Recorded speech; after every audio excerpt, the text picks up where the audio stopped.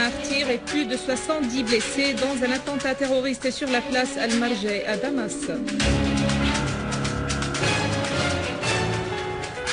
L'armée arabe syrienne détruit des foyers de terroristes, droit de se doter d'armes défensives à condition qu'ils ne soient pas prohibés.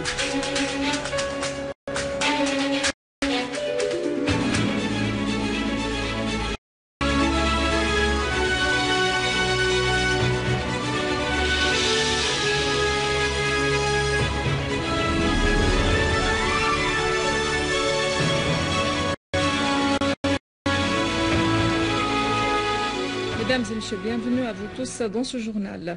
Le ministère de l'Intérieur a précisé que la place Al-Marja, au centre historique et commercial de la ville de Damas, a été visée aujourd'hui par un attentat terroriste ignoble.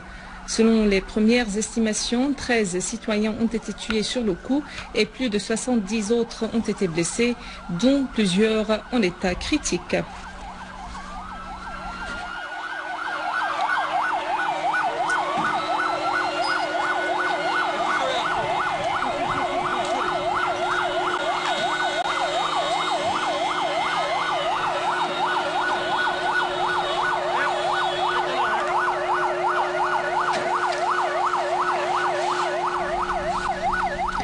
Une source du ministère de l'Information a précisé que le terrorisme soutenu et financé par l'étranger a commis aujourd'hui un crime odieux par voiture piégée, tuant des civils syriens au centre historique et commercial de la ville de Damas.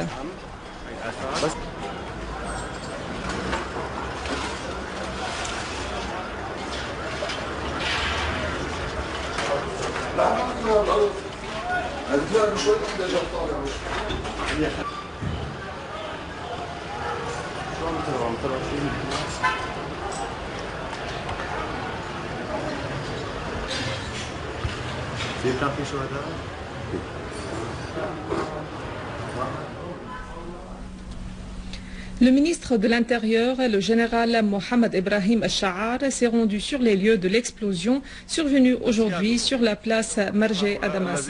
Le ministre Al-Sha'ar a affirmé que cet acte terroriste est la preuve de la faillite des terroristes et de leurs commanditaires, soulignant que seul l'ennemi israélien bénéficiait de telles explosions terroristes.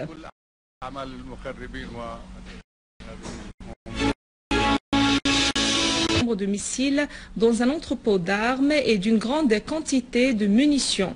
D'ailleurs, de nombreux terroristes affiliés au Front Al-Nusra ont été tués près du village de Ramam dans la zone rurale au nord du gouvernorat de Latakia. Et dans la banlieue d'Idlib, une unité de l'armée arabe syrienne a détruit deux canons de mortier et un foyer de terroristes près d'Al-Janoudiya dans la campagne de Jisr Shourour. Des terroristes ont été tués et d'autres blessés dans une opération spécifique de l'armée arabe syrienne contre des repères de terroristes dans le village d'Al-Houez, dans la région d'Al-Rab, a indiqué une source haut placée dans le gouvernorat de Hama. La même source a ajouté qu'une autre unité de l'armée arabe syrienne a détruit des caches de terroristes de Front Al-Nusra dans les deux villages de Kafr Nabouda et d'Al-Karkat dans la campagne nord de Hama. Et dans le gouvernorat de Homs, l'armée arabe syrienne poursuit sa mission antiterroriste. Dans le secteur rural à l'ouest de la ville d'Al-Qsir, l'armée arabe syrienne a poursuivi ses opérations de ratissage visant les repères de terroristes où elle a repoussé plusieurs tentatives d'infiltration à travers la frontière libanaise, infligeant aux terroristes de lourdes pertes. Une source militaire a affirmé à la télévision syrienne que les chaînes satellitaires soutenant les terroristes ont diffusé de fausses nouvelles sur un contrôle présumé du secteur de Tal al-Khadra à Daraa par les groupes terroristes armés. La même source a affirmé que l'armée arabe syrienne a repoussé les rebelles et les a neutralisés.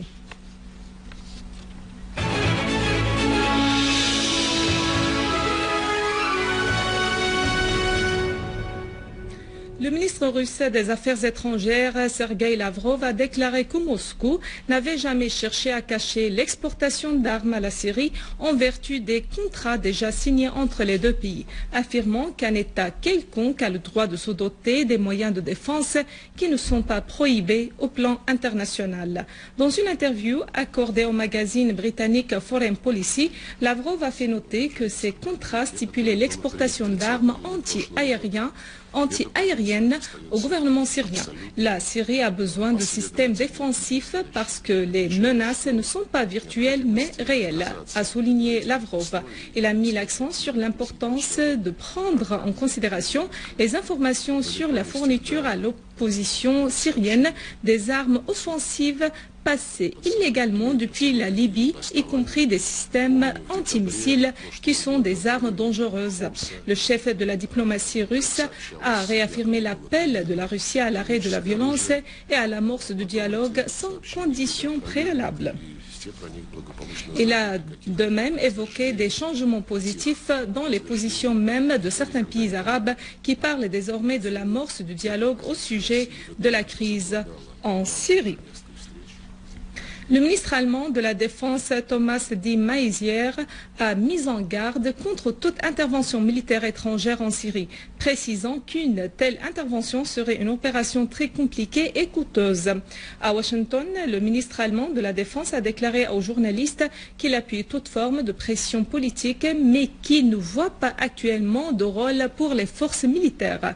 De Maizière a de même précisé que son pays ne possède jusqu'ici d'informations suffisantes sur l'utilisation d'armes chimiques en Syrie. Le porte-parole du ministère iranien des Affaires étrangères, Rami Mamamparast, a vivement condamné l'explosion terroriste survenue hier à Damas au quartier Al-Mazzeh. L'attentat terroriste avait visé le convoi du Premier ministre Wael al-Halaqi et a fait des martyrs et des blessés. Mamamparast a indiqué que de tels crimes dévoilent le vrai visage des terroristes.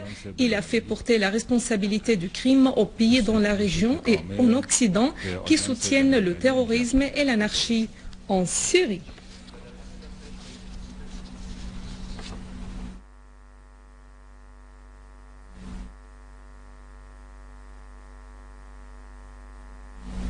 Les travaux de la conférence des ulémas et de l'éveil islamique se poursuivent à Téhéran pour le deuxième jour consécutif avec la participation de centaines d'ulémas et d'intellectuels des différents pays du monde.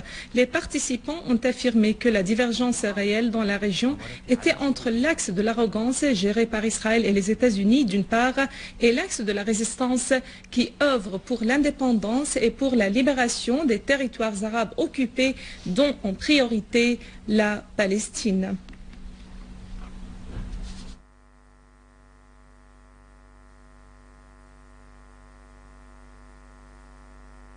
Voici un rappel des principaux titres.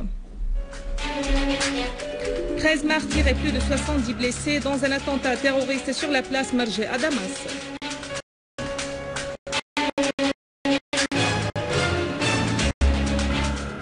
L'armée arabe syrienne détruit des foyers de terroristes dans la banlieue d'Al-Qsar et met en échec une tentative d'infiltration de terroristes.